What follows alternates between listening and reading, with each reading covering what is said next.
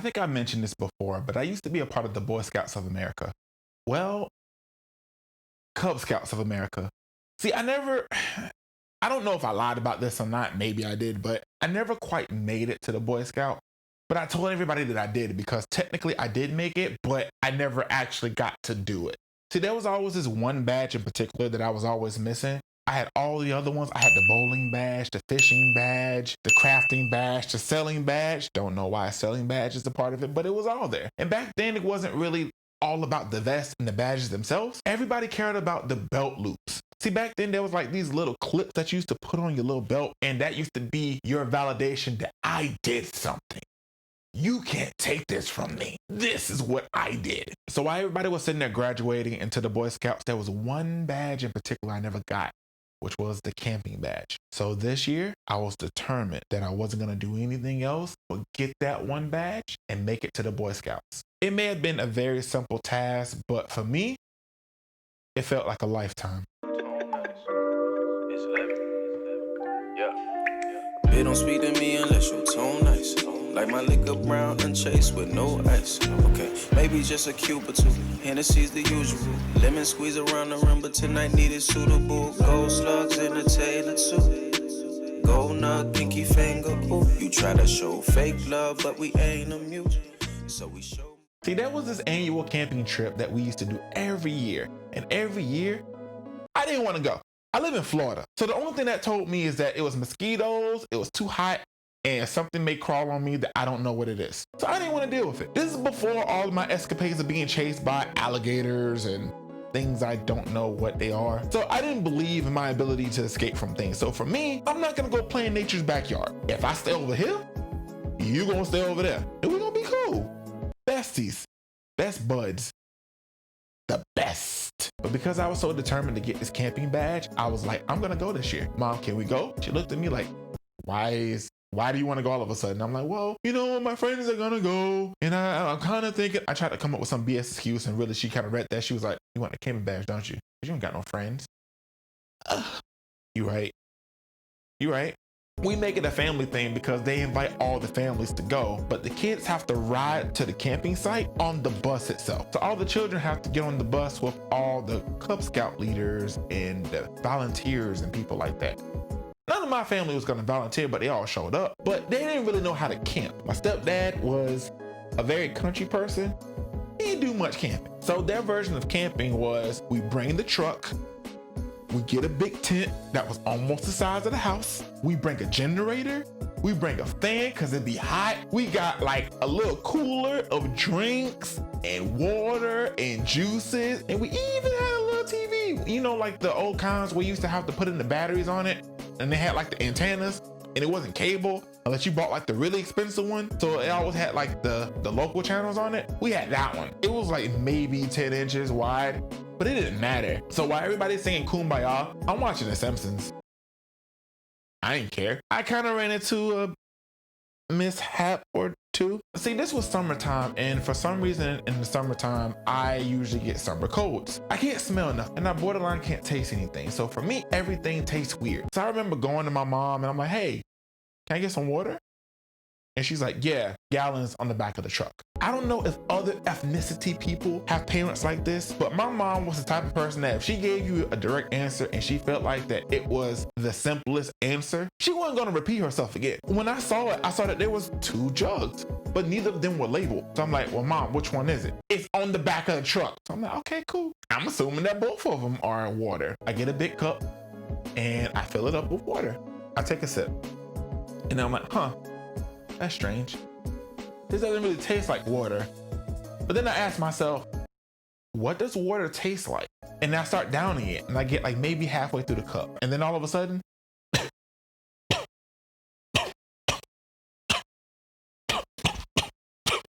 so I start dying immediately. And for some reason, I'm too prideful to admit that I'm having a problem. So I'm sitting there trying to pass off the cough to other people in the tent next to me. Stop coughing! And so finally my mom gets tired of me hacking at my lung, and so she's like, what are you doing? Oh my God! What's wrong? And she's like, oh my God, he drunk carousel. So my sister and the rest of my family, they come rushing over to me. We need to get this out of you. So I just drunk some water. It's not that big of a deal. And so they're like, no, we need to go home now. I'm like, no. I thought that if I left early or people knew that I was dying, I wasn't gonna get that badge. See, I cared about this badge more than I did my life. If I somehow die tomorrow, that means that I stayed long enough to get this badge. So on my gravesite, I want them to say Javon Franklin, camper. So I'm begging my mom, don't tell any, and I'm trying, I'm like, I'm okay. Please don't tell them. Please don't tell them that I'm dying. I'd rather die in peace. At least if I can just get out of here without people knowing that I'm dying, I can at least lie about it and make me look cool. They call 911. I'm like, okay, if I can get to the ambulance, no one's gonna know that it was me because I drunk gasoline. Okay, cool. Okay, cool. This is between us, right? Yeah, no one else knows about this. Okay, cool. As soon as I step out of my tent, it's just eyes. Everybody judging like they're better than me. They're like, you fool, drinking gasoline. How stupid are you? And like, honestly, I don't even know if they was actually saying anything. I just knew it was a bunch of kids laughing at me because they're like, ha ha, you almost died and you're fat. So I ended up drinking like a full gallon of whole milk because apparently that's how you dilute it. And they made me sit there for an hour making sure that I was okay.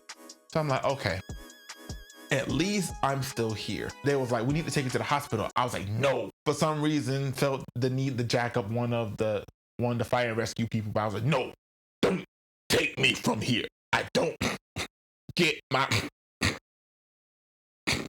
badge. I felt like that I was justified. I ended up being okay. My mom's grilling me like, how did you not know that this was gasoline? Couldn't you smell it? And I'm like, no, I have a cold. This was a 3 to 4 day weekend, and I figured that, I can make this up. The next day, they canceled the trip early. Due to emergency issues, we are forced to cancel the camp trip early. And as soon as they said that, everyone and their mama literally turned and looked at me because I just ruined the annual camping trip because I almost died drinking gasoline. Y'all know like the little seat that's on the back of the bus, like that one-seater that everybody used to argue and fight for, the one where all the cool kids with quotation marks used to sit at, even though it's really uncomfortable. Well, no one wanted to sit next to me on the way back because I couldn't just ride back with my mom. I had to ride back with the people I came there with. While everybody usually fights for the back seat, they all line up in unison and they let me have the back seat because nobody wanted to sit next to me after that. I just ruined the yearly trip. For some people, this was their last trip before they went into Boy Scouts and had to do things serious. And for others, this was their first year in Cub Scouts. And I ruined it. I get back, I don't want to do this no more. So I sat there and I had a conversation with my mom. And I'm like, Ma, I don't think I want to be a part of Cub Scouts no more. And usually she gives me kickbacks. So I'm like, why are you quitting? Why are you being a punk about it? But this was the one time that she was like, you know what? I understand. We don't have to do it no more. So when the Monday came around, the Monday after that annual trip, they usually do like the awards, who's progressing, who's moving on and whatnot. I debated on not going, but I told my mom that we should go just so we can finish it out. So I can see I at least finish this one through. We go to the meeting that Monday. They start doing the award ceremony. They're like, this person's getting graduated to Boy Scout. Congratulations. We hear it, right? We hear it while we're walking in because we was a little late. CP time. As soon as we open the door, everyone just stops talking, including the announcer. And everyone just looks at us. Ceremony continues on about 30-40 minutes into it. And I'm like, Mom, can we go? Instead of her getting annoyed, she was like, you know what? We can go. We begin to leave on the last award of the evening, which is the camping badge. We're getting ready to leave out the door. And they say, but last but not least, we want to award this final camping badge to Javon Franklin. I just kind of paused and everyone's clapping for me like, oh my gosh, congratulations. some random person comes up and hugs me, ain't never spoke to homie before, but apparently everybody's all happy for me. They're like, you're gonna get to go to Boy Scouts, oh my goodness! And everyone's like happy, right? They say, go up to the podium. What am I getting an award for? They said, I'm getting a camping badge as a survivalist. I got the survivalist badge because I almost died while camping. I don't know if that's something to hold highly about, but it's what I got. So I'm sitting there with my new sash and my new uniform top and a new hat that I can't wear because my head was too big and just all these things. And I look at my mom at the door, she's smiling at me, and I do what I knew best. I slowly took off my hat. I placed the new sash and a new uniform top right there on the podium. I took off my current belt, the one I was really proud of. I placed that on the podium. I untucked my shirt and I walked out with my mom. Because in that one moment while I was getting everything that I wanted, or at least everything that I thought I wanted, see, I wanted the recognition of people who did not matter to me or anyone else. Because as I was sitting there getting the thing that I worked really hard for, it dawned on me, I almost died for this. I almost died for a camping badge. I don't even like camping. People like doing this. I almost died. This isn't something that I'm happy about. You mean to tell me I have to almost die in order for me to be a Boy Scout? No. I said, been about that. I never went back.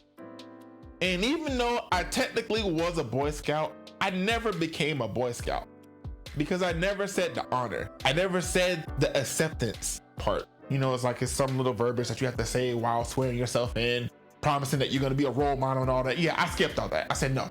I wish that this was like a feel-good story to be like, oh, you know what? Keep working on things, and when you get the way you wanna go, you're gonna be really happy at the end. No, quite the opposite. See, I got what I asked for, but what I asked for wasn't clear. I asked to get this badge no matter what. I shouldn't have said no matter what. I should have said, I would love to get this badge safely, but I didn't say that. So please, if you're gonna do anything in life, if you're gonna ask, work hard, plead for anything, ask for something a bit more relevant. Because what happens if you get it